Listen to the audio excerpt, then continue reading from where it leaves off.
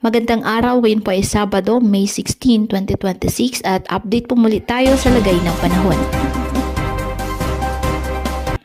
Nasa loob pa rin po ng ating Philippine Area of Responsibility ang dating bagyong si Kaloy na isa na ngayong low pressure area. Yan po sa may silangan ng Central Luzon.